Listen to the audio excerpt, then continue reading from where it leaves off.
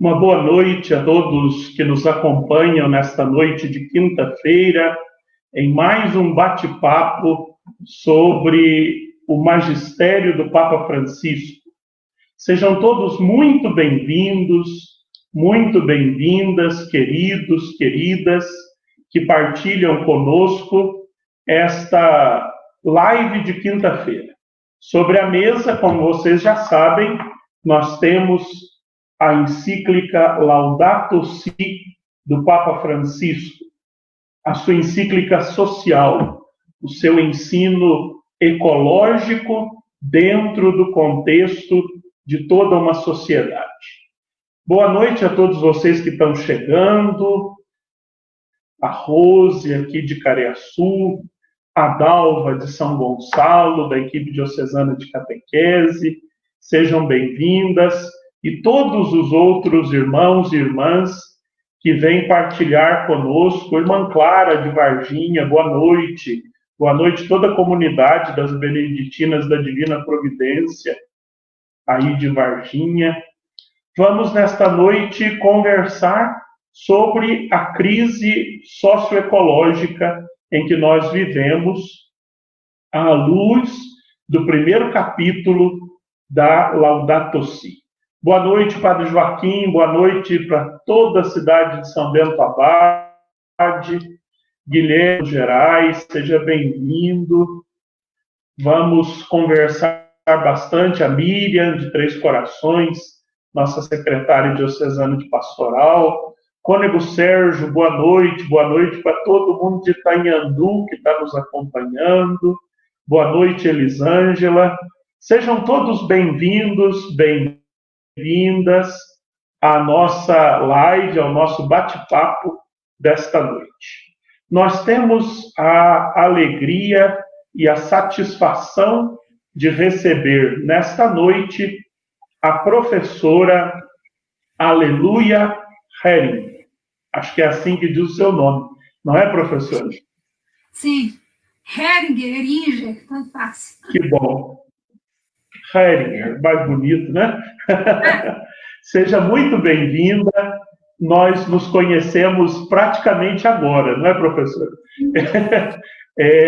Falamos já pelo WhatsApp há alguns dias, mas agora é que nos vimos ao vivo aqui neste bate-papo. Mas a senhora tem muitos conhecidos por aqui, viu? Pessoal da educação, muita gente já conhece. Quando eu anunciei que seria a senhora, já teve bastante gente, colegas da educação, gente que foi seu aluno, sua aluna aí em Belo Horizonte, em Contagem, que fez contato e disse, olha, vai ser um bate-papo brilhante.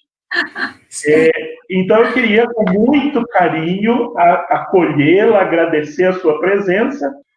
E, no início dessa nossa conversa, eu pedi a uma pessoa que lhe apresentasse, que é uma pessoa que lhe conhece melhor do que eu.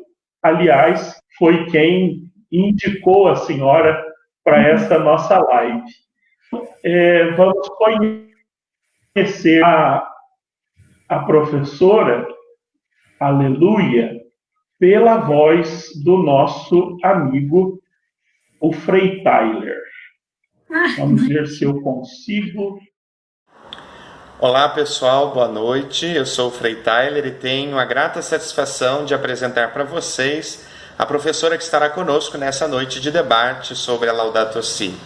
A professora Aleluia Hering é doutora em educação pela UFMG, líder de sustentabilidade da Sociedade Inteligência e Coração e do Centro Agostiniano de Ecologia Integral aqui na região de Belo Horizonte.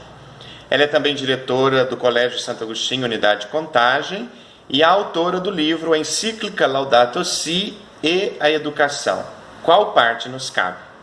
Professora Aleluia, muito bem-vinda. Desde já agradecemos a sua disponibilidade e desejamos a todos uma ótima noite, uma ótima reflexão. Vamos lá. Eu sei que a senhora é coordenadora de algumas atividades junto aos agostinianos, não é? Bom. Então, por favor, apresente-se a senhora. Bom, quem fala sempre fala de algum lugar, né? Então, eu me apresento como uma educadora, estou dentro da escola desde quando eu entrei pela primeira vez aos 6 anos, porque exatamente quando eu terminei o ensino médio, eu já comecei a trabalhar com carteira assinada em escola, e já sou aposentada, e estou até hoje sou diretora do Colégio Santo Agostinho de Contagem, e sou também líder de sustentabilidade da Sociedade Inteligência e Coração, mantenedora dos colégios Santo Agostinho, e estou à frente também, na liderança, do Centro Agostiniano em Ecologia Integral, que vai ser batizado, vai nascer amanhã, depois da manhã, como Centro Ilali. Olha. Pinha-Choça significa aldeia. Então, eu vou mandar notícias para vocês desse lugar e desse projeto maravilhoso. Então, é desse lugar que eu falo, sempre me interessei de forma muito pessoal, como uma questão existencial, com a questão ambiental, e ao longo, isso já tem, né, quase 30 anos, e que sempre me interessei. Então, quando eu soube que o Papa Francisco iria lançar uma encíclica e que a temática seria a questão ambiental, eu logo me interessei, já assim que foi publicado na internet, eu já imprimi e já comecei a pesquisar, sempre querendo traduzir aquilo ali para a educação. Então, foi quando eu lancei esse livreto, que eu fiz por minha conta mesmo, praticamente eu dei para todo mundo, está disponível, download gratuito, que eu coloquei a encíclica Laudato Si Educação, qual a parte que nos cabe? Porque hoje o que a gente mais precisa é de tradução, a gente precisa de ser intérprete disso daqui, para que não fique apenas uma teoria, né? Então, é isso, mais ou menos, bem rápido aí, a minha trajetória. Que legal. É isso que nós esperamos nessa noite, né? Uma intérprete tão já no meio da educação, no meio que é o nosso meio também da pastoral, para nos ajudar a compreender aquilo que o Papa Francisco está dizendo e que deve nos comprometer, né? Que deve nos empenhar no trabalho em vista daquilo que o Papa Francisco nos ensina. Eu estava lendo hoje, aqui no número 19 da Laudato Si, quando o Papa diz que o objetivo dessa encíclica, e especificamente desse primeiro capítulo, é tomar uma dolorosa consciência, ousar transformar em sofrimento pessoal aquilo que acontece ao mundo e assim reconhecer a contribuição que cada um lhe pode dar. Eu acho que é isso que nós esperamos nessa noite, contar com a sua ajuda para transformar esse sofrimento da casa comum em sofrimento pessoal nosso, mas não num sofrimento deprimente, mas num sofrimento proativo, que nos ponha em ação para transformar essa nossa casa de anúncio. Professor, aleluia, a palavra é toda sua. Nós vamos usar a mesma dinâmica de sempre que temos usado. A senhora tem a palavra e depois de uns 20, 30 minutos, nós fazemos uma interação com quem está participando da nossa live. Já temos aí quase 70 pessoas online e depois eles podem também enviar-nos as perguntas. Mas nesse primeiro momento, com muito gosto, com muito prazer, nós queremos ouvir. Ótimo. Vamos lá, então. Vamos para a nossa conversa. Eu agradeço primeiro aí ao Padre Jean pelo convite e ao Frei Tyler pela mediação que possibilitou essa minha participação nesse ciclo de estudos, né? Tem um cântico muito bonito, pelo menos entre os agostinianos a gente canta muito, que diz assim: tudo está interligado como se fôssemos um. Tudo está interligado nessa casa comum. Vocês devem conhecer, né?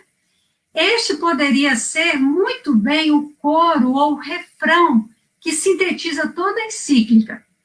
No verso 138, depois de tanto falar, vem novamente a expressão: nunca é demais insistir, que está tudo interligado.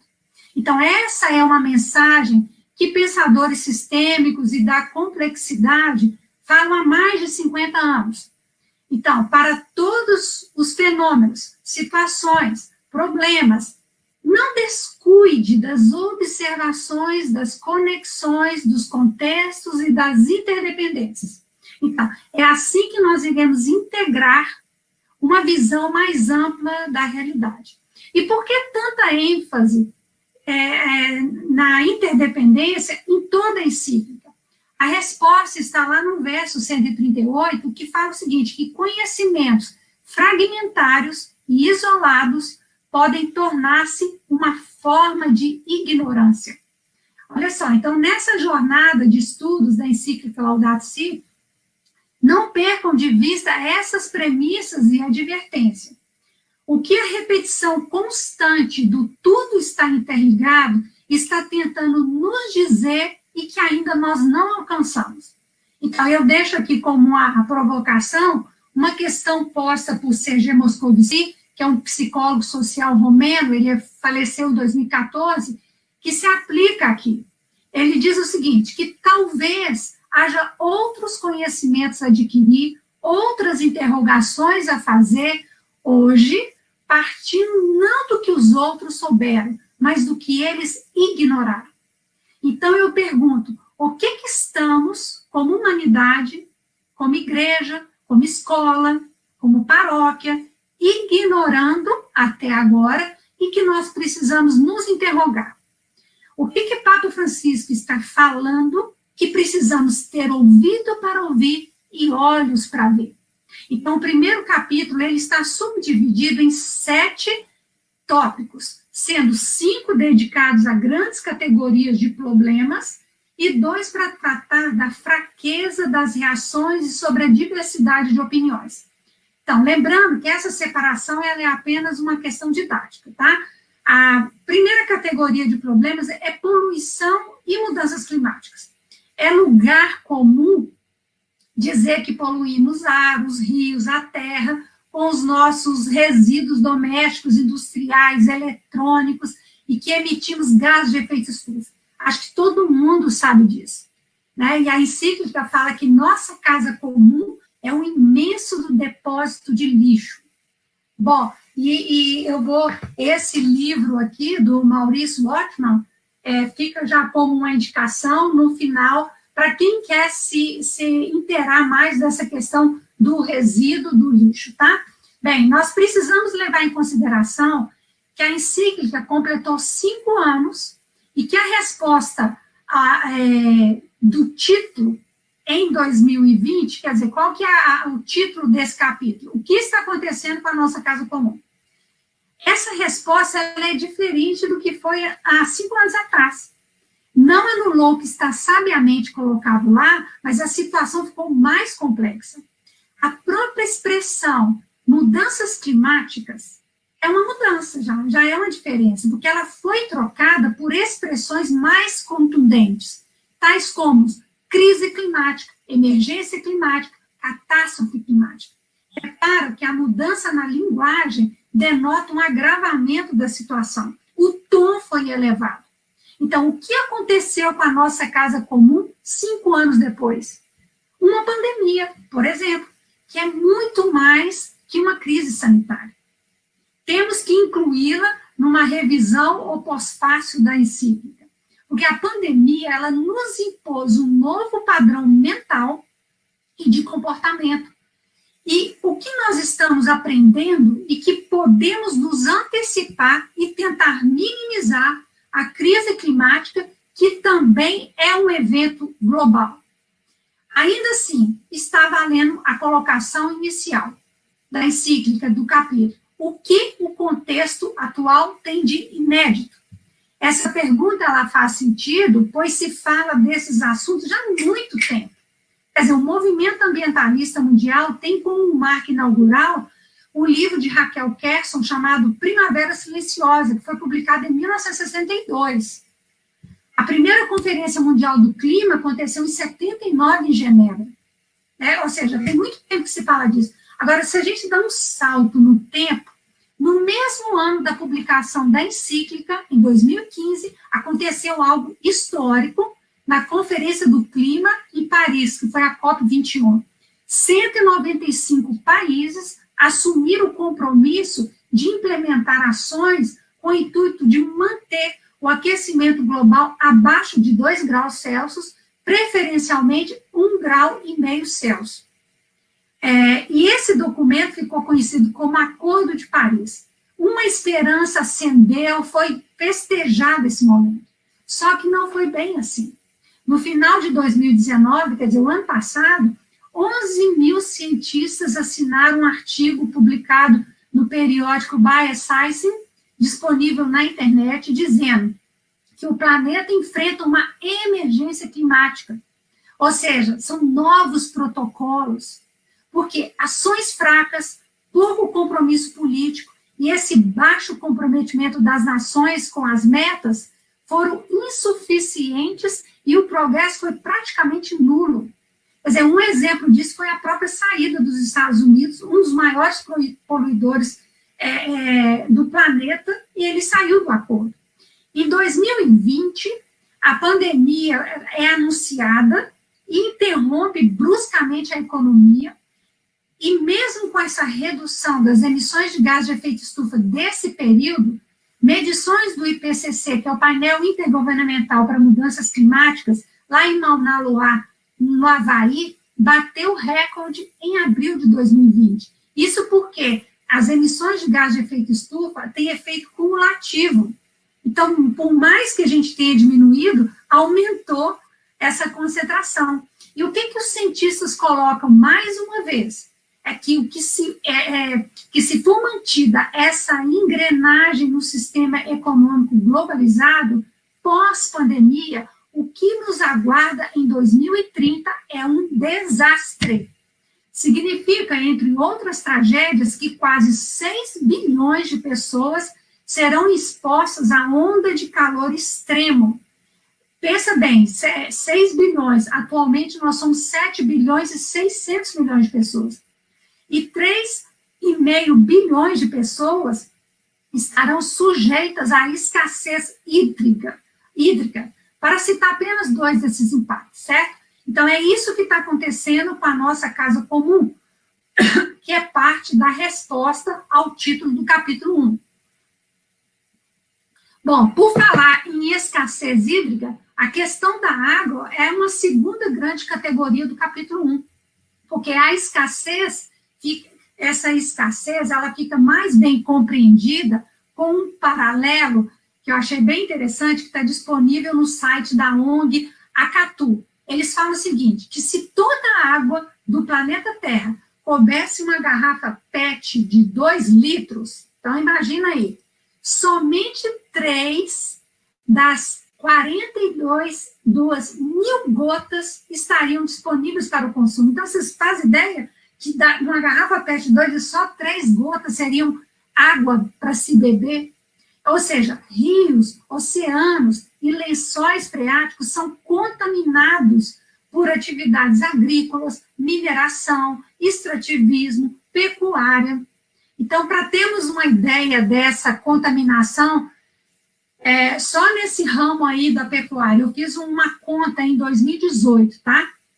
O rebanho bovino rebanho bovino brasileiro tinha aproximadamente 214 milhões de cabeças. E cada boi produz 30 quilos de fezes e urina por dia. Eu fiz as contas. Isso significa 6,5 bilhões de fezes por dia. Isso representa 537,25 represas, como a de Brumadinho, por dia, sendo lançado no solo brasileiro. Então, para a gente ter uma ideia, isso contamina lençóis freáticos, porque normalmente, onde tem pasto, está perto de água também. Então, quais que são as relações possíveis de se fazer entre esses dados e o nosso modo de vida e de consumo, por exemplo? Então, os valores também cobrados e pagos pelos recursos hídricos por parte das indústrias, mineradores, irrigantes, empresas de saneamento é irrisório, é praticamente de graça, porque a lógica que se aplica é que a água ela é usada, imagina, numa mineração, no óleo, nesses oleodutos, por onde passam essas coisas todas, ela retorna depois para uso. Mas sabe que a gente tem que retornar em quais condições? Então, isso é um ponto. Outra coisa, os nossos modos e costumes, eles não estão sintonizados com esses dados que eu estou trazendo. Ainda paira no nosso imaginário e na dos governantes a ideia de abundância, de água, o que nos leva ao seu uso desregrado. Ou seja, nossas vidas e as vidas das outras espécies dependem dessa água para viver. Um terceiro subtópico é perda de diversidade. O Papa Francisco chama atenção para algo que é pouco sinalizado na literatura e nas palestras de ambientalistas, quando muito entra numa roda de rodapé. Tá? Ele diz no capítulo 33 que diferentes espécies não são eventuais recursos exploráveis, possuem um valor em si mesma. Gente, isso é revolucionário. Isso é algo que me fez encantar com a encíclica, com o Papa, com a ousadia dele, porque nós estamos acostumados, por tradição, por cultura, por educação, pela mídia, pela filosofia, pela teologia, pela família, a pensar que as outras espécies são nossos objetos. Eles estão disponíveis para o nosso bel prazer. Então, a nossa ética, ela é antropocêntrica. Ela foi feita pelo homem e para o homem. E tudo mais é meio a ser explorado. Então, a melhor definição desse pensamento é o comercial, porco é agro, porco é tech, porco é tudo. Poderia ser ave, boi, peru, não interessa. Esse comercial é a versão mais bem acabada da coisificação do animal. Anular os seus instintos, já não sabem, nem precisa saber quando o sol nasce ou se põe, eles não precisam ciscar, não conseguem deitar na grama, abolir as hierarquias que eles estabelecem, os ninhos comunitários, anular a ordem social estáveis que, se livres, eles estabeleceriam, não podem percorrer longas distâncias, em muitos casos nunca verão a luz do sol. Alguns animais convivem no seu curto tempo de vida com o cheiro das próprias fezes e urinas, e outros permanecem em pé ad infinito. Como diz Yuval Noah Harari, no seu livro Homo Deus, ele diz que o que torna a vida dos animais domesticados particularmente difícil não é exatamente o modo como eles morrem, mas, acima de tudo, o modo como eles vivem. Então, o tech, agro, tudo, que antes era um porco, agora nada faz senão comer, engordar e dormir aguardando abate. Então, eles não podem, conforme Peter Singer, ou mesmo o Yuval Noah Harari, fazer escolhas ou alterar seu ambiente. Então, a figura de fundo dessa história toda é que nós rompemos completamente o vínculo com a natureza. Como Homo Deus, nós criamos outra criação. É o máximo que conseguimos fazer, nós criamos falsas necessidades. Então, hoje no Brasil, por exemplo, há mais animais domésticos, cachorros e gatos, que criança. Então, com nossas bizarrices, nós estamos desfigurando e dizimando os animais, adoecendo o planeta e matando a nós mesmos. O uso do agrotóxico e a intervenção tecnológica tem criado outros problemas, pois desconsideram essas interdependências, resolve um problema criando outro. Né? A encíclica diz que em qualquer iniciativa econômica tem que se ver o impacto na biodiversidade. Nós devemos ter atenção com aqueles ecossistemas de importância mundial, são as florestas tropicais, flora silvestre, que são derrubadas e substituídas por monoculturas. Destruição de zonas úmidas e manguezais, a pesca predatória, a destruição de plânctons, recifes, corais. Bom, o quarto subtópico trata da deterioração da qualidade da vida humana e a degradação social, que é outro aspecto de uma mesma crise. Viver nas grandes cidades tem levado as pessoas a uma privação e distanciamento da natureza. Falta-nos enxergar o horizonte ou presenciar os ciclos da natureza, e isso impacta diretamente na forma como nós pensamos a crise ambiental. Nós já somos totalmente artificiais, nós não pisamos mais nos solos, e nós nunca percorremos tantas distâncias, ou seja, no lugar, a convivência com a poluição sonora, visual, a exclusão social, a violência, o narcotráfico, e junta-se tudo a isso, a essa onipresença do mundo digital que tende a substituir as relações reais com os outros, com todos os desafios que isso implica. O quinto subtópico é a desigualdade planetária. A degradação é ambiental, humana e social. Ela recai sobre os pobres, daí o Papa Francisco insistir que uma verdadeira abordagem ecológica sempre se torna uma abordagem social. Quer dizer, o clamor da terra é o clamor dos pobres. Desigualdade afeta pessoas e afeta países também. Há um uso desproporcional dos recursos e uma exploração dos países ricos explorando os mais pobres. Há uma dívida ecológica que não se paga. Povos em via de desenvolvimento continuam a alimentar o progresso dos países mais ricos à custa de seu presente e do seu futuro. Então, quando grandes empreendimentos terminam, o que fica? Crateras, erosão, destruição ambiental, vilas desmanteladas e pobreza. Então, há várias denúncias nesse tópico que vale a pena ser lidas e refletidas. O penúltimo subtópico trata da fraqueza das reações. É dito que nos falta cultura necessária para enfrentar essa crise. Há uma sensibilidade ecológica, mas ainda insuficiente para mudar os hábitos nocivos de consumo. O que mais se vê, e é o nome que é dado no verso 59, é uma ecologia superficial, que vale a pena ler a definição, que é aquela que consolida um certo torpor e uma alegre irresponsabilidade. Épocas de crises profundas exigem decisões corajosas. Somos tentados a pensar que aquilo que está acontecendo não é verdade. Parece que as coisas não estão assim tão graves e que o planeta poderia subsistir ainda por muito tempo nas condições atuais. Esse comportamento evasivo, ele serve para mantermos os nossos estilos de vida, produção e consumo. É a forma como o ser humano se organiza para alimentar todos os vícios autodestrutivos. Tenta não vê-los, luta para não reconhecê-los, adia decisões importantes e age como se nada tivesse acontecido. É isso que está escrito no verso 59, como uma definição de uma ecologia superficial.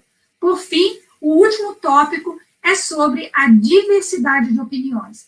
Fica claro que não há um só caminho de solução, nem a igreja tem a palavra definitiva. Nem deveria. Devemos escutar e promover debates. Há uma conclusão final nesse capítulo, de que a humanidade frustrou a expectativa divina. Mas nós podemos mudar o rumo e fazer alguma coisa. E como o padre Jean começou, esse é o objetivo do capítulo 1, é tomar dolorosa consciência, transformar em sofrimento pessoal aquilo que acontece com o mundo e pensarmos em qual contribuição podemos dar. Esse é o convite da encíclica e que eu defino como uma conversão ecológica. Então, é isso. a minha contribuição, a minha reflexão, e agradeço pela atenção de vocês. Muito bem, professora. Uma verdadeira professora, né? Com essa didática, com essa clareza. Acho que todos nós conseguimos compreender bem esses 7 pontos que o Papa Francisco apresenta nesse seu diagnóstico, né? Ele diz que não quer ser um diagnóstico exaustivo, mas é um diagnóstico que ele faz da crise socioambiental, né? É humana, é ambiental, é social, essa crise que nós vivemos, e a senhora acabava de nos dizer isso. Nós já temos aqui algumas perguntas, alguns comentários que eu vou colocar aqui na tela para que a senhora reaja, responda, e a gente vai estabelecendo, então, agora um diálogo com a senhora acerca do ensinamento do Papa. Se você que está nos assistindo quer fazer uma pergunta, quer fazer o seu comentário, ponha aí nos comentários do Facebook e nós vamos aqui apresentando a professora Aleluia. A primeira pergunta, professora, é da Lúcia Vieira, de Caxambu. Não sei se a senhora conhece Caxambu, uma instância hidromineral aqui da nossa diocese. Já fui no congresso lá. Que legal. A Lúcia é uma educadora, além de ser também a coordenadora da catequese na paróquia. E a Lúcia pergunta aí, olha, como educar nossos alunos para a aliança entre a humanidade e o ambiente, se somos subjetivados a acreditar no que o mundo capitalista, consumista, prega? Ei, Lúcia, tudo bem? Olha, eu acredito que nós vamos educar nossos alunos pelo exemplo. Pelo exemplo. Então, a instituição escolar, ela tem que unir o curso com o discurso. Então, não adianta você ter um discurso ambiental, ecológico, socioambiental, se na sua escola nada aponta para isso, tá? Então, na escola que eu sou diretora, quando você entra na porta principal, eu tenho 4 containers de coleta seletiva, bonitos, bonitos. Normalmente eu pego as campanhas da fraternidade e eu faço a plotagem neles, então fica assim super bacana. O que eu quero dizer com isso? Porque tem 2 historiadores que pesquisam arquitetura escolar, eles dizem que os espaços educam, os espaços, Escolano e Vinonfrato, os espaços educam, eles nos situam, eles nos conformam. Então, o que quer dizer uma escola quando você entra, você vê container de reciclagem? Você está mandando um recado. Você está dizendo que essa prática é importante e tem valor para esse lugar, né? Então, quando você percebe que na sala dos professores tem um copo de vidro, um para cada professor, e não um copo descartável, você está mandando um recado. Então, há muitas oportunidades dentro da escola de você apontar para essa nova cultura. E o exemplo também, o exemplo do professor, são coisas bobas, mas quanto o professor, o diretor, o coordenador, eles são referências. Além de ser adultos, eles são uma autoridade dentro da escola. Então, o que ele aponta? Então, se eu, como diretora, toda semana eu vou com roupa nova, com bolsa nova, com um carrão, entendeu? Eu estou dizendo isso, que o consumo é valor.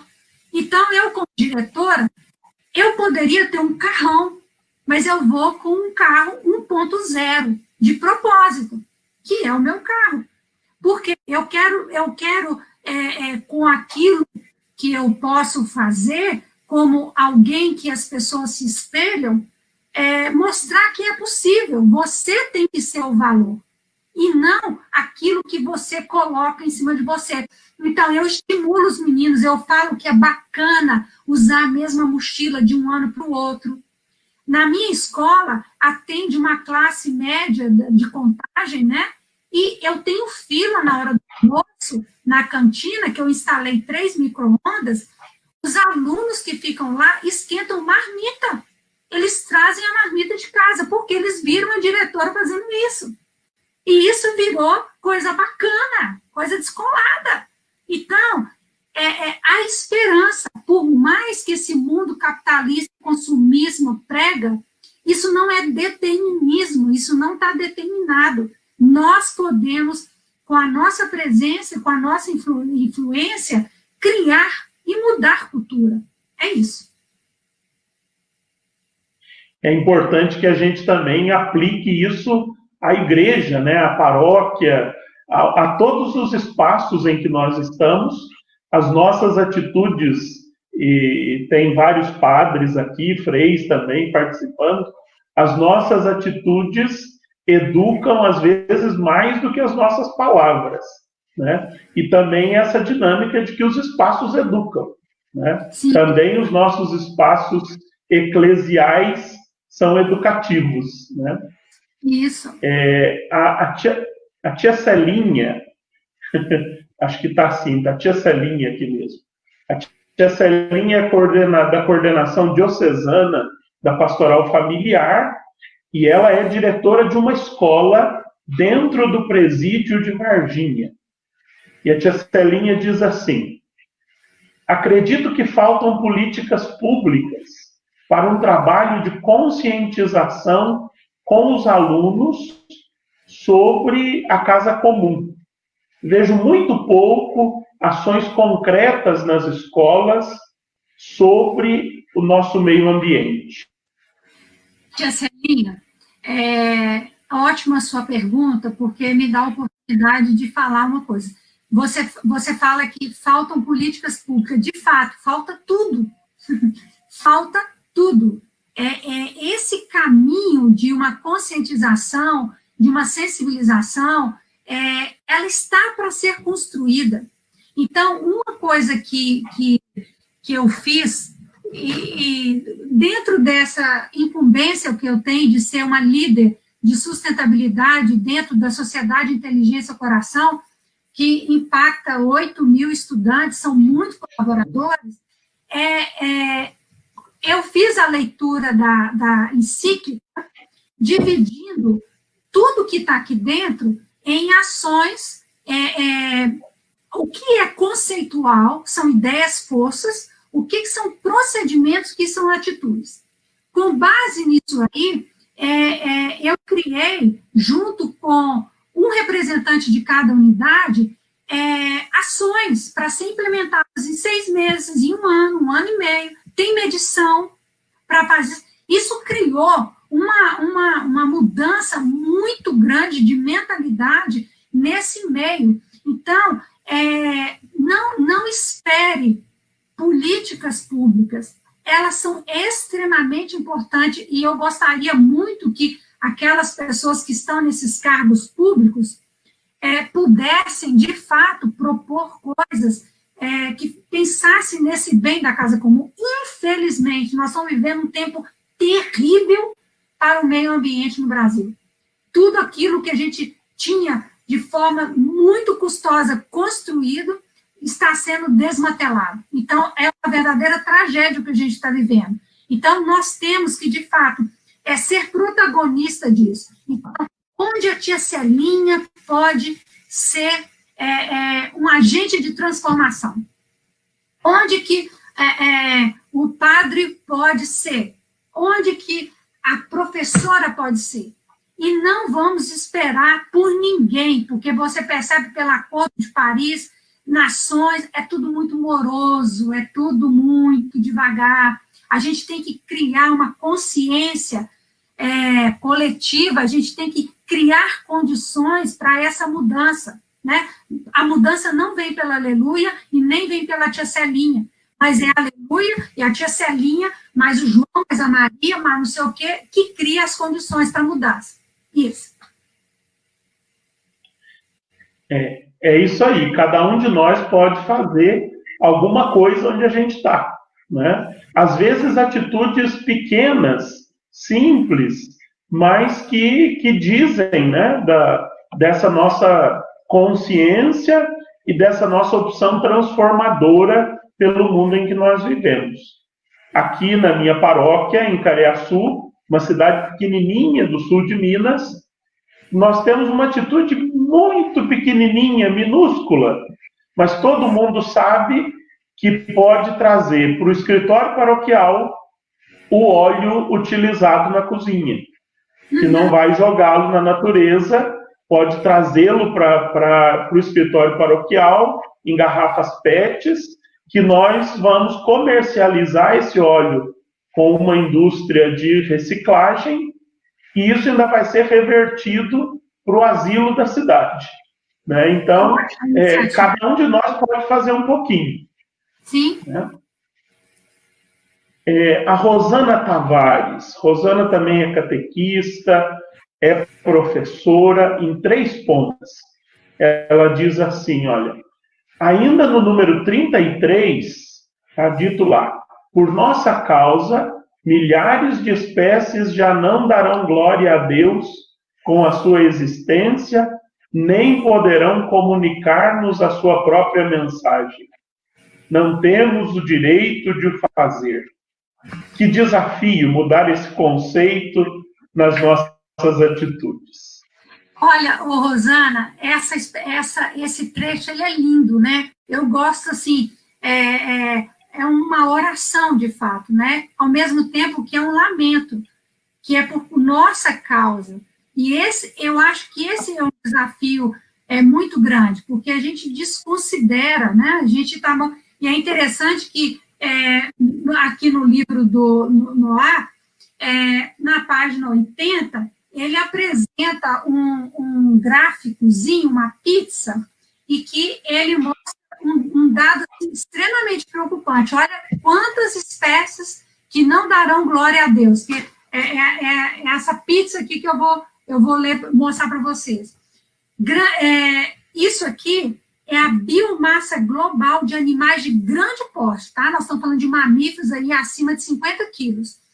Os grandes animais selvagens, eles representam 100 milhões de toneladas, se a gente fosse condensar essa biomassa. Os humanos, nós, 300 milhões de toneladas. Agora, os animais domesticados, esses que é para consumo humano, 700 milhões de toneladas. Olha só, o que nós fizemos com os animais selvagens? Eles estão reduzidos a 100 milhões, sendo que boi, vaca, galinha não, boi, vaca, esses animais grandes, 700 milhões. Isso aqui é bizarro, né? Isso aqui é bizarro. E esse é um dado que a gente não para pensar. Isso tem a ver com o nosso consumo e a nossa demanda de produtos de origem animal. Então, o pecador da história não é a JBS, né? Não é. O mercado, ele não tem identidade. O mercado sou eu, é você. Eu sempre brinco, falei assim, sabe por que não existe loja de máquina de datilografia? Porque ninguém quer comprar. Agora, por que precisa desmatar a Amazônia, o Cerrado, tá? Amazônia, mas mais de 70% do desmatamento é por conta da pecuária, e o Cerrado, e lá também, é para plantação de soja, que é para produção de ração para gado, ou seja, a gente fala tudo isso, e a gente não relaciona que nós transformamos o ato de comer em algo altamente destrutivo, a gente não para pensar. Então, isso é uma provocação que eu deixo aqui para vocês, para vocês pensarem, sabe? Não é assim, agora não faço mais isso. Não, para pensar, você precisa disso tudo, né? A gente ingere produtos de origem animal da hora que a gente acorda à hora que a gente vai dormir. E o que aconteceu com a pandemia e com muitas outras que podem vir, tem a ver com essa relação nossa. É desmatamento, destruição de ecossistemas, privação dos animais, aglomeração, né? São fazendas industriais, Grande parte das pandemias ou das epidemias que nós já tivemos vieram desse meio, assim como essa última também é de mercados na China. Então, a gente tem que parar para pensar o que esse modelo nosso de consumo tem nos levado. É isso. Olha, o padre Joaquim, de São Bento Abade, ele conta aqui uma experiência que ele viveu numa viagem ao Chile. Em uma viagem turística pelo Chile, o guia nos falava que naquele país as empresas que atuam na mineração, principalmente, são obrigadas a permanecer no país por no mínimo 14 anos, para devolver à natureza todos os cuidados que aquela atividade trouxe de prejuízo ecológico. E ele pergunta: isto seria uma boa estratégia para minimizar os impactos? Com certeza é melhor do que não fazer isso, né? A gente percebe que essa responsabilidade pelo espaço onde você atuou, porque a mineração é um outro problema, né? Então, assim, se eu estou com o meu computador, se eu estou aqui com isso, com aquilo, se eu tenho um carro, eu tenho uma geladeira, eu dependo da mineração, porque, então, assim, tudo isso daí vem da mineração. Agora, existem formas de se fazer com uma consciência maior, sem esse grau de agressão, e sem que deixe essas crateras que a encíclica fala, né? Esse desmatamento das vilas e tudo mais. Sim, então, se você... essa dívida ecológica que você tem que ter com o ambiente, agora, tem danos ambientais que você não recupera também, né?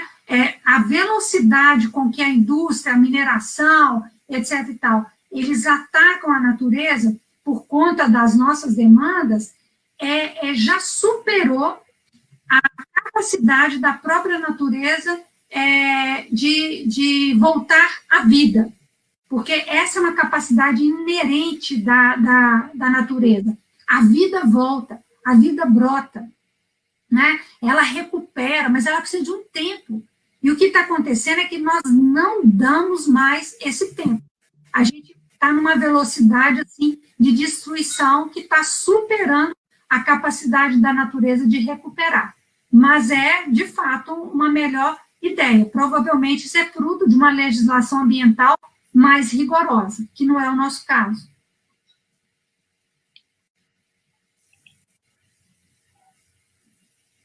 A Ida Júlia dá aqui um testemunho da família dela a respeito do que a senhora dizia aí da sua escola. Olha que legal. O meu filho leva a marmita para a faculdade, não compra lanche. Né? As coisas vão acontecendo, pequenos gestos. É isso aí, Ida, dá os parabéns para ele, viu? Tem que ter coragem. O Frei Guilherme tem... O Frei Guilherme fala de São Paulo, um frade naciano, que já esteve aqui numa das lives sobre Evangelii Gaudium. Ele diz assim: estou em São Paulo, mas moro num bairro em que muitas ruas, como a minha, não têm esgoto. Estou falando de São Paulo. Está debaixo do nosso nariz a urgência de ampliar o tema ecologia e incluir coisas como saneamento básico no debate. A Lúcia tinha feito uma pergunta também sobre essa questão do saneamento básico. Enquanto a senhora comenta a fala do Frei Guilherme, eu busco a pergunta da Lúcia. Frei Guilherme, isso aí, de fato, né, o Brasil ainda é uma vergonha nesse sentido, né? E é exatamente esses esgotos que são lançados nos rios, que provoca doenças, e você percebe, você está em São Paulo, né? Eu estive recentemente no Rio de Janeiro, esse ano, e lá no centro, perto daquele Museu do Futuro e tal, a gente foi lanchar, a lanchonete, que eu não vou falar o nome, não tinha água. não tinha água. Aí você imagina, você estava no centro do Rio. Isso aí é descaso mesmo de políticas públicas de muitos e muitos anos, porque saneamento básico, o próprio nome já diz, é básico, né? É básico no sentido. E afeta, você imagina, nessa pandemia, o impacto que isso tem exatamente na população mais pobre, de periferia, né? Por quê? Como essas pessoas não têm o cartão de crédito para consumir, elas não interessam. Então não tem problema se tem esgoto. Não tem problema se elas pisam na água do esgoto, né? Isso aí vai dar resistência para elas, como pensam alguns, né? Então, infelizmente.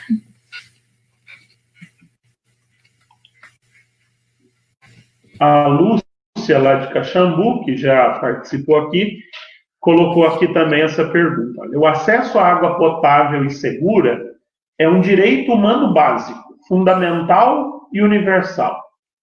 Como você vê o novo marco regulatório do saneamento básico? No outro comentário ela diz, aprovado ontem. Isso inclui a água também, aprovado ontem pelo Senado Federal. Ô, Lúcia, primeiro a gente tem que ver essa iniciativa com esperança, porque é melhor você ter um marco regulatório do que você ter. Então, o problema no Brasil é que esses tipos de política, elas mudam a cada governo. Então, você tem o Plano Nacional de Educação. Aconteceu lá, acabou. Quem fala? Acabou, não tem mais. Teve também em relação a resíduo, tratamento de resíduo sólido pelos municípios, que tinha até 2010 para não sei o quê. Teve aquele movimento todo, a primeira fase, e depois morreu. Então, não existe políticas que sejam assim, do Estado brasileiro. São governos que chega, muda todo mundo, não dá continuidade.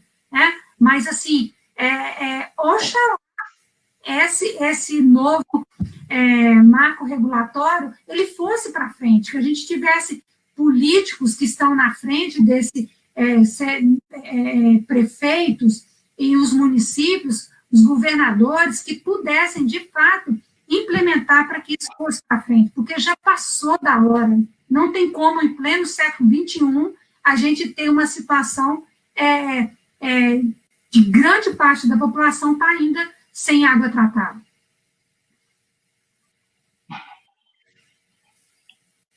A Simone, que é de Baipendi, catequista e também é professora, ela conta aqui uma experiência também. Olha. Na Escola Municipal Raquel Campos Gonçalves, que leciono, aqui em Baipendi, desenvolvemos o projeto Reciclagem em parceria com a família. A verba adquirida é revertida para materiais lúdicos, para educação física e recreio, e outras necessidades. Através desse projeto, as ruas da Coab estão mais limpas. Simone, ótima iniciativa, e eu já falo para todo mundo aqui, cuidar do próprio resíduo é o beabá, é o maternal da educação ecológica. Então, a gente tem que repensar, e você vai falar assim, aleluia, mas aqui na minha cidade, no meu bairro, não tem coleta, a gente coloca na rua separada, aí o caminhão vem e mistura tudo. Gente, lembra quando eu falei que nada está pronto? Tudo tem que ser construído? Isso mesmo. Então, primeira coisa, se não tem na sua cidade, tente ver com a prefeitura se há alguma proposta. Se não tem alguma proposta, entre em contato com algum catador, alguma cooperativa. Entre em contato com ele, pergunta se ele quer pegar. Junta isso daí com ele e faz uma parceria. Então, existem meios da gente burlar essa desorganização dos próprios órgãos públicos que deveriam prover isso. A cidade de Contagem, quando eu comecei com isso lá, eles tinham só 3 caminhões de reciclagem. Nem passava na escola, nem nada. O que nós fizemos? Todos os alunos, e na época eram 1.700 alunos, nós escrevemos individualmente uma carta para a prefeita. querendo saber qual que era a política, qual que era a proposta do município para a coleta seletiva. Então, cada aluno no seu envelope, no seu endereço, colocamos tudo na mesma hora e chegou aquela montanha na prefeitura. Isso fez com que a prefeita mandasse lá na nossa escola o secretário de limpeza urbana, nós fizemos uma assembleia, ele explicou que não tinha nada, né? E, afinal das contas, aquilo que a escola propôs virou um exemplo para o município, que nós criamos bags individuais que as pessoas levem para casa, não precisa misturar, fizemos parceria com a catadora que passava na rua. Então, a gente tem que criar rede. Eu falo para vocês, se vocês ficarem esperando a coisa bater na porta de você, tá pronto. Quem faz coleta seletiva está disponível na segunda milha. Não adianta. A coisa não vai ser fácil. Não vai ser fácil. Você vai ter que fazer algum movimento. Então, na minha escola, não tem lixeirinha azul, vermelha, amarela, não. Porque tem que dar trabalho. Por quê? Senão você separa lá, aí vem um que não tem nada na cabeça, mistura todinho junto com o papel. Então, os bags ficam na entrada, é quando você traz. Na sala tem outras coisas. Então, a gente tem que criar, não adianta dourar a pílula, achar que por isso que é uma conversão ecológica. Você olha para trás e você deixa para trás aquelas coisas que te seduziam e você segue para frente. Então, essas coisas passam a ser valor. Olha que interessante, professora, o depoimento do Francisco. Francisco é de Nepomuceno, e ele é cafeicultor, produz um café de primeira qualidade. Ele diz, sou agricultor, estou há 10 anos nesta caminhada, bem diferente da maioria, faço tudo em conformidade com a mãe natureza. O resultado é a maravilhosa presença de vários animais lá, sem sair do seu habitat. Mas vejo neles um pedido de socorro. O melhor de tudo é ver minha filha de 11 anos sentindo essas necessidades dos animais. Isso vai de encontro com o seu comentário. É preciso ser exemplo. Que bonito, Francisco. Nossa, mãe, eu até imaginei como que é a sua terra, como que é essa relação com a natureza. É isso, você pode plantar seu café, você pode produzir, mas você tem uma relação harmoniosa, né? Tem um salmo que fala que o pardal encontrou casa e a andorinha ninho para si, e esses animais encontraram na sua fazenda, na sua terra, um espaço para eles ficarem.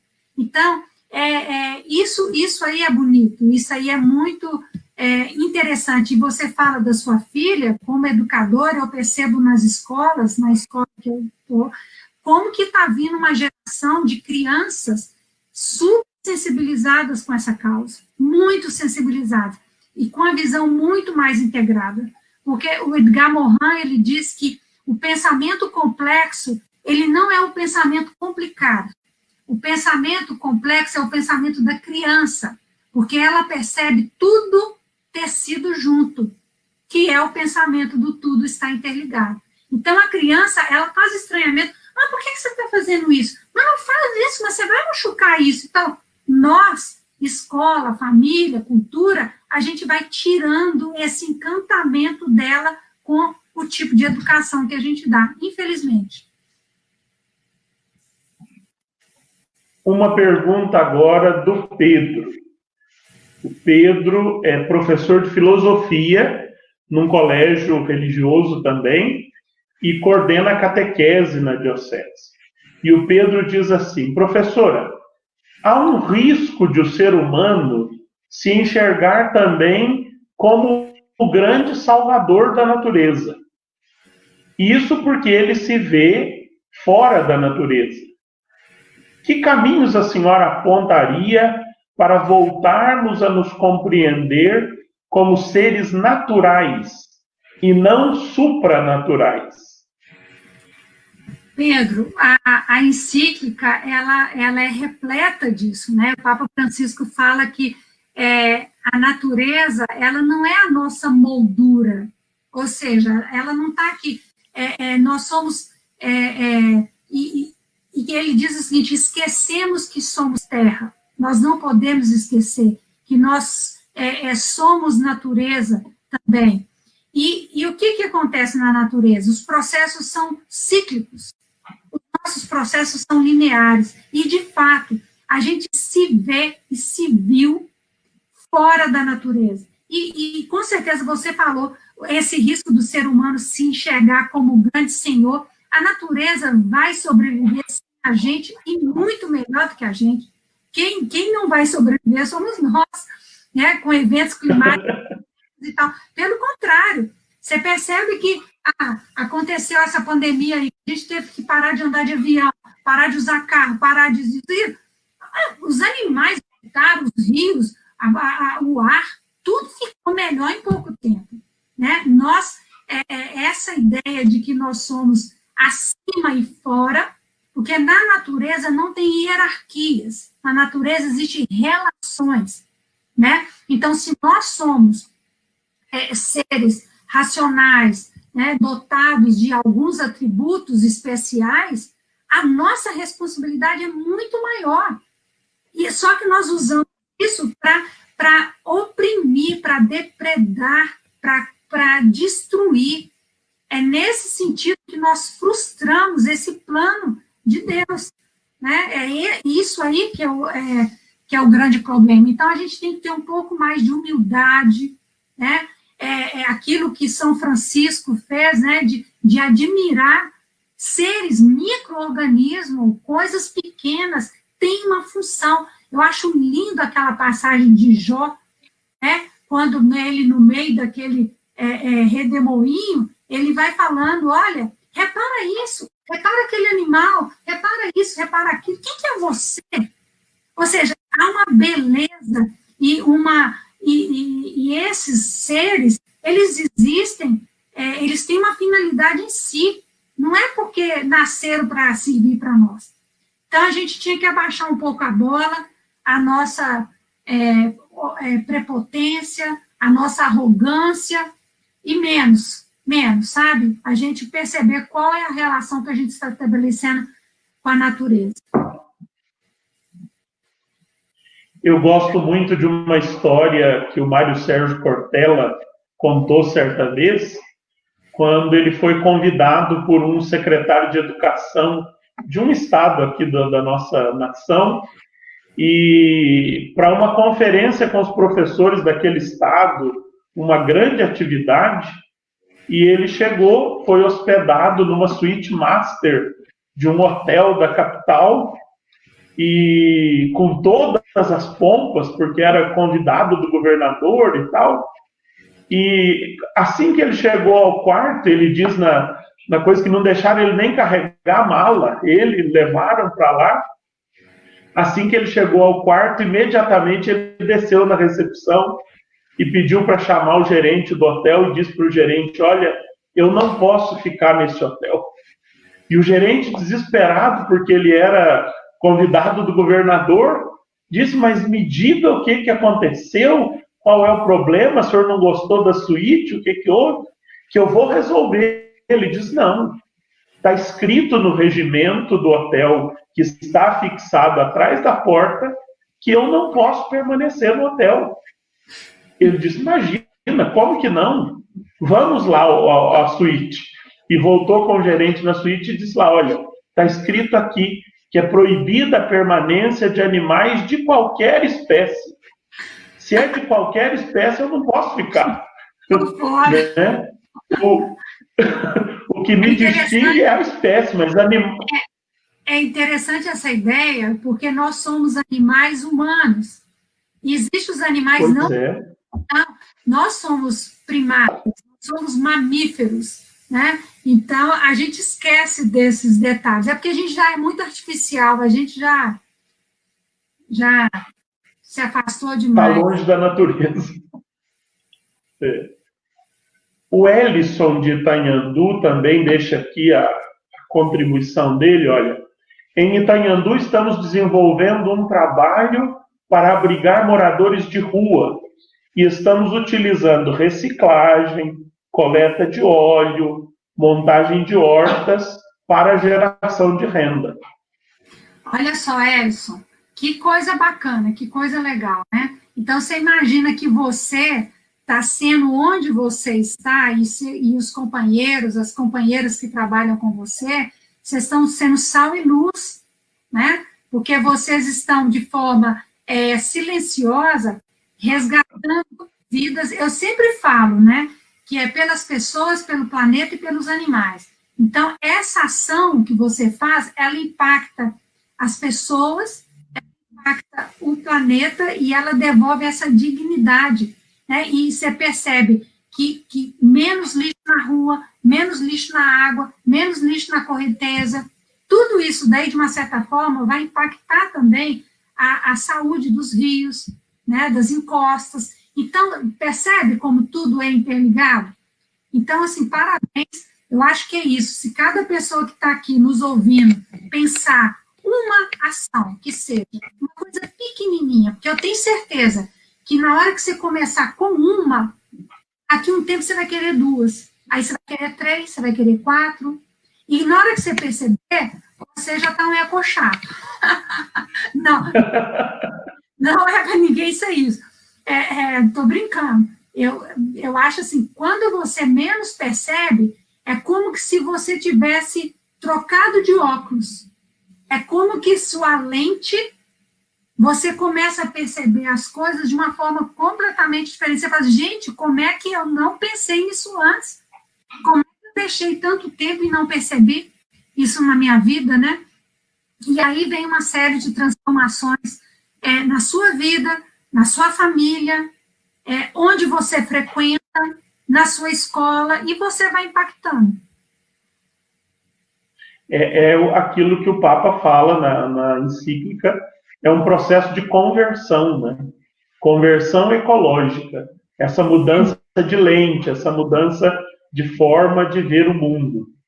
Isso é muito poderoso. A Rosana a Rosana Tavares resgatou lá no número 43 da encíclica lá. O ser humano também é uma criatura do mundo. Magnífica Sim. Colocação. É isso mesmo, Rosana. A Andréia Rossignoli, de Varginha, no meu bairro em Varginha é a maior cidade da nossa diocese, professor. No meu bairro em Varginha, nós separamos o reciclável do lixo e doamos para um vizinho que transforma seu lixo em dinheiro para sustentar a família. Eu tenho observado, às vezes eu saio mais tarde, assim, para fazer caminhada, né? Que aí a rua está mais vazia e tal, o tanto de gente que está catando coisa no lixo para reciclar. Muita gente que está tentando pegar lata, e eu moro aqui num prédio alto, né? Tem 19 andares aqui. E eu vejo com muita tristeza, porque são pessoas instruídas, vamos dizer assim, né? São pessoas que estudaram, mas não tem uma educação ambiental, porque são pessoas que descartam tudo. É muito volume, é muito descarte, é muito isso. E aí eu fico pensando, poxa, por que escola que esse pessoal passou que não aprendeu? Nada disso, né? Então, ou que igreja que essa pessoa frequentou, que paróquia que frequentou, quem foi o vizinho dessa pessoa, né? Então, a gente tem que, assim, incomodar, sabe? Provocar, mostrar exemplo, sem ser chato, né? Mas com jeito. Eu sempre penso, assim, que a luz, ela não é tagarela, a luz brilha. Então, se as pessoas perceberem em você um exemplo, você pode atrair as pessoas pela curiosidade, sem que você imponha a ela uma coisa, mas ela vai perceber que aquilo faz sentido. Você tem que ter fundamento, né? Mas vale a pena. E esse fundamento é o que a encíclica nos oferece, né? Nossa proposta de estudar, de conhecer melhor a Laudato Si, é também nessa linha de fundamentar as nossas ações no magistério do Papa, que tão magnificamente nos oferece essas reflexões ecológicas. Olha o Padre Joaquim, outra vez, fazendo aqui duas colocações curiosas e interessantes. Primeiro, nossa imensa gratidão à senhora, professora. Com a sua fala, o coração da gente se enche de encantamento, repetindo a exclamação do próprio Deus no Gênesis: tudo é bom. E segundo, sou filho de lavrador, sou padre por causa do suor da minha família no Cabo da Enxada. Sempre gostei de cultivar horta no seminário e nas paróquias. E não só horta, o Padre Joaquim também cultiva muitas rosas. Deixa a pergunta dele aí um minutinho para mim. Deixa a pergunta aí. Sim, sim. Tem palavras tão encantadoras na fala do Joaquim, assim, quando ele fala lavrador, quando ele fala do suor da família, quando ele fala do cabo da enxada, quando ele fala da horta. Joaquim, você é um homem rico. Você é um homem rico, porque são poucas as pessoas que tiveram essa experiência que você teve. E hoje, o pequeno agricultor no Brasil, que é o que põe a comida na mesa mesmo, né? Infelizmente, tem poucos subsídios e pouco isso. Isso, hoje, você ter a possibilidade de conhecer os mistérios da terra. Então, assim, eu fico, assim, feliz pela sua experiência, e eu imagino que você deve ser um padre, assim, muito sensível por conta dessa experiência que você passou. Parabéns, viu? Gostei de ouvir seu depoimento.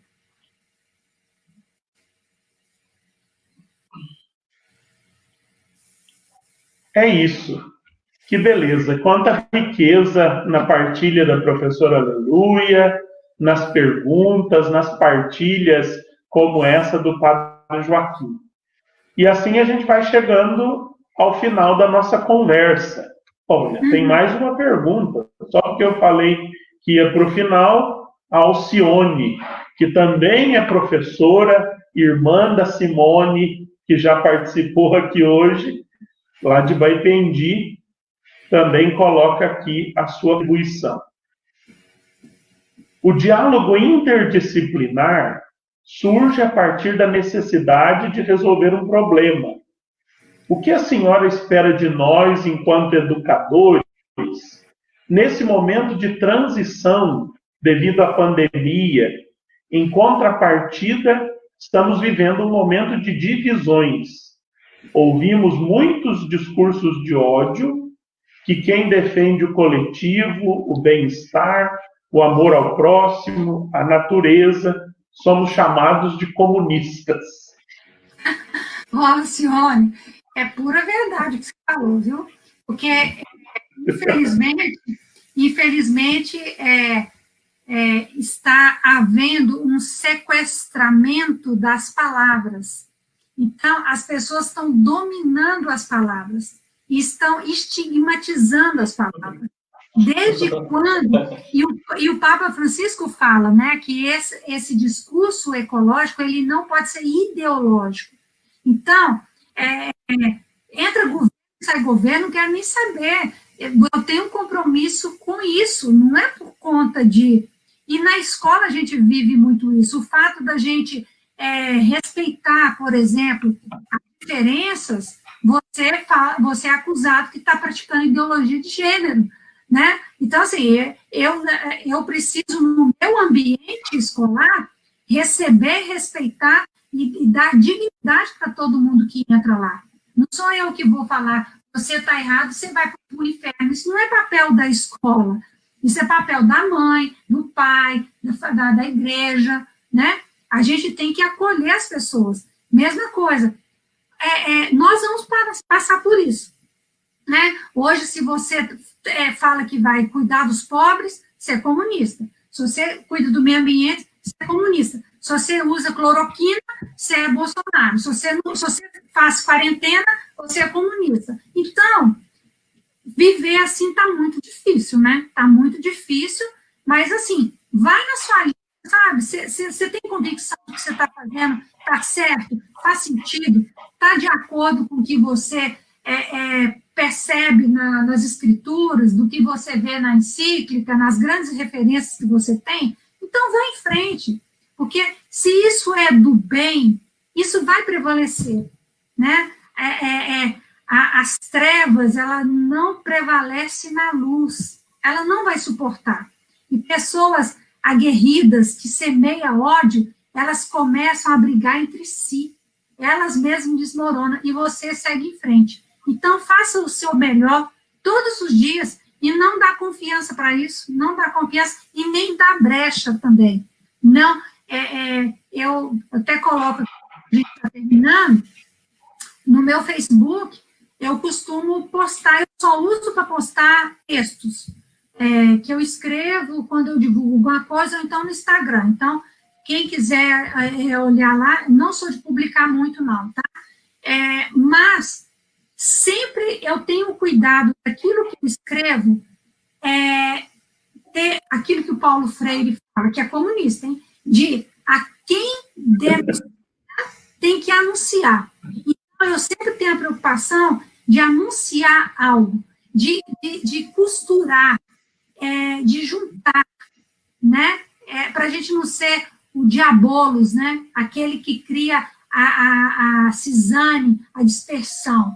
A gente tem que ser pessoas da construção, pessoas do diálogo, e não de briga e de confusão, que isso a gente sabe que não leva a lugar nenhum. Olha, apareceram mais alguns testemunhos, só porque eu falei que ia encerrar. A Maria Antonieta Rodarte, ela está dando aqui o testemunho dela. Eu uso a água da máquina de lavar roupas para lavar o quintal, a garagem e outras áreas da minha casa. Não desperdiço água. Quando vejo alguém desperdiçando água, dói o coração. Ô, Maria Antonieta, eu também faço isso, viu? Eu tenho um balde grandão, sempre que a máquina vai jogar água fora, eu boto nesse baldão, uso em banheiro, uso para limpeza, também não gosto, não. Isso é uma das coisas que ao longo da minha vida eu fui incorporando para mudar, né, o meu modo de viver. Uma atitude tão simples, né, que todos nós podemos assumir, né, como compromisso de vida, né? O padre Roberto de Varginha, se dói na gente, a gente muda. Uhum. Padre Roberto está dizendo, cheguei quase no final, gostei muito. Abraços, Padre Jean e a professora. Depois será possível a gente ter acesso à live inteira? Vai ter sim, Padre Roberto. Ela fica gravada aqui no meu Facebook e a partir de amanhã ela estará também disponível no YouTube da Paróquia de Cariaçu. É só procurar no YouTube, Paróquia de Cariaçu, que a partir de amanhã toda a nossa live também estará lá no YouTube. Mas a partir do encerramento da live hoje, ela já fica disponível como vídeo aqui na minha página do Facebook. A Jusceia, de Baipendi, ela comenta aqui. Há que se começar por mim, por cada um de nós. Há muito tempo se fala sobre meio ambiente e os cuidados com a terra, nossa casa comum. Muito pouco fazemos concretamente, é verdade. Se a partir dessa reflexão hoje eu começar com uma ação, já começo a mudar a lente. Muito obrigado, querida professora, pela aula, pela provocação, por nos permitir voltar nosso olhar a esse tema. Muito obrigado. Jusceia, você já mudou, né? A mudança começa primeiro aqui dentro, no coração. E essas ações com certeza virão na sua vida, com certeza. Que bom.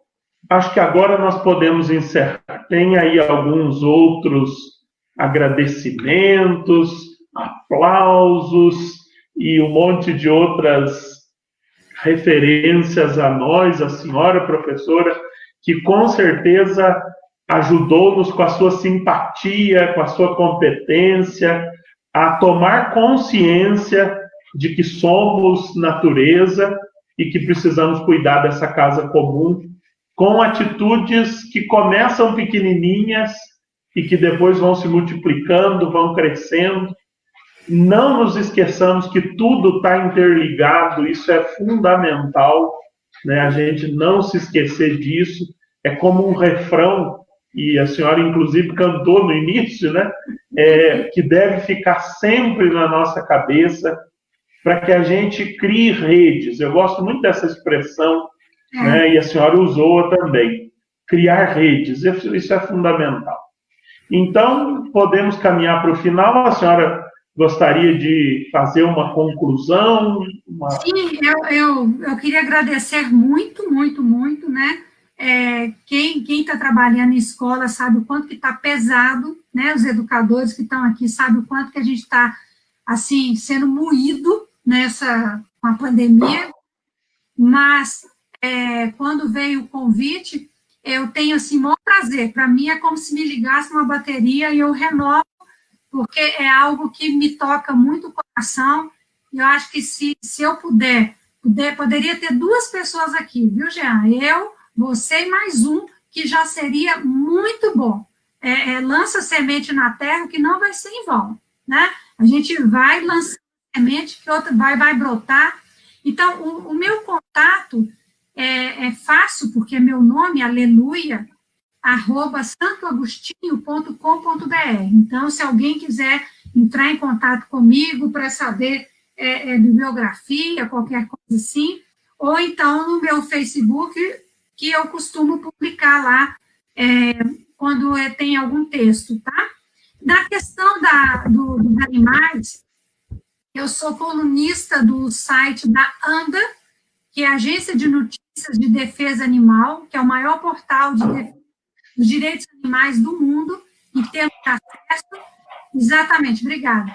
Então, o site da ANDA, se procurar lá, colunista, aleluia, tem esse trecho mesmo que eu falei do Agrotec, Agrotudo, é um dos textos que eu escrevi e que está lá. São muitos, já tem muitos anos que eu escrevo para lá também. Vai sair agora, provavelmente no próximo mês, uma cartilha que eu escrevi para o Ministério Público de Minas Gerais, somente falando também da relação da educação com os animais, o que nós temos que fazer. Foi uma encomenda do Ministério Público devido aos maus tratos e práticas que acontecem em escolas que eles recebem denúncias. Então, ficou um trabalho bem legal. Eu vou ter o padre Jean como um interlocutor. Assim que eu tiver essas coisas, eu passo para você e você passa para esse público aí que eu não vi, que eu não sei quem é, mas que eu deixo o meu beijo, o meu abraço e que Deus nos abençoe. Professora, por esse e-mail a gente consegue o acesso ao seu livro. A senhora disse que está disponível para download, não é? Sim. Quem pedir, eu disponibilizo lá.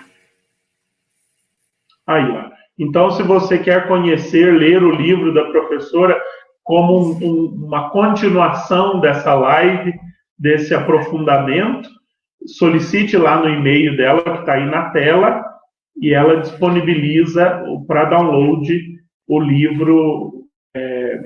Como é o título, professor? Laudato Si? Laudato Si Educação, qual parte que nos cabe? Esse livro chegou nas mãos do Papa Francisco, eu não sei direito por qual meio, e ele enviou uma carta para mim, agradecendo pelo apoio no magistério e tal. Então, assim, foi bem bacana, foi uma experiência que eu não esperava, obviamente, né? Porque foi muito singelo, mas, assim, deu frutos. Que coisa boa. Gente, não deixe de ler a encíclica. É fundamental para que a gente continue esse processo de aprofundamento. Essa semana foi publicado um artigo no IHU, o Instituto Humanitas Unicinos, onde uma entrevista com um padre que faz parte de uma comissão constituída pelo Papa para pensar o mundo pós-pandemia, nas suas diversas dimensões. E na entrevista, esse padre entrevistado dizia que o Papa Francisco pediu que todas as comissões, a comissão que pensa a economia, a comissão que pensa a educação, a comissão que pensa, parece que são 6 subcomissões, todas elas têm como pano de fundo a Laudato Si. Então vejam a importância de nós conhecermos e aprofundarmos esse texto que, claro, junto com o Evangelii Gaudium, que nós já aprofundamos na série anterior, são como que as 2 linhas mestras, são como que os 2 trilhos do magistério do Papa Francisco. Então, a gente se encontra outra vez, quinta-feira que vem, às 8 horas, aqui mesmo nesse lugar, para continuar esse nosso bate-papo. No começo da semana, eu divulgo a arte, que é vocês já sabem, a arte é uma parceria nossa com o Gustavo. Então, se você quer uma arte com espiritualidade, uma impressa ou digital e desenvolvida com profissionalismo, pede para o Gustavo. Está aí o e-mail do Gustavo na tela, ou então você pode acessar o site também dele, pedeprogustavo.com.br. Arte impressa ou digital, feita com profissionalismo. Nós agradecemos o Gustavo por essa parceria. Na semana que vem, nós ainda temos uma dúvida por causa de agenda, ainda não está definido se nós vamos para o capítulo 2 ou se vamos dar um salto para o capítulo 3. Estamos dependendo ainda da agenda dos nossos interlocutores da semana que vem. Devem ser ou o padre Gilvair ou o professor Elvis. O padre Gilvair com o capítulo 2 e o professor Elvis com o capítulo 3. Um dos 2 deve ser o nosso interlocutor da semana que vem e nós esperamos todos vocês por aqui. Professora, mais uma vez, muito obrigado. A sua simpática presença nos agradou muito, tenho certeza, nessa noite de quinta-feira. Um grande abraço e nossa eterna gratidão. Eu que agradeço. Boa noite para todo mundo. Boa noite. Gente, fica com Deus. Até quinta-feira que vem. Eu espero vocês para a nossa próxima live. Um abraço para todos que participaram, para todos que assistiram, para todos que estão assistindo depois aqui no Facebook ou no nosso canal no YouTube. Deixe o seu comentário, a sua apreciação. É uma alegria partilhar com vocês essas lives de quinta-feira sobre a mesa. Um abraço a todos e boa noite.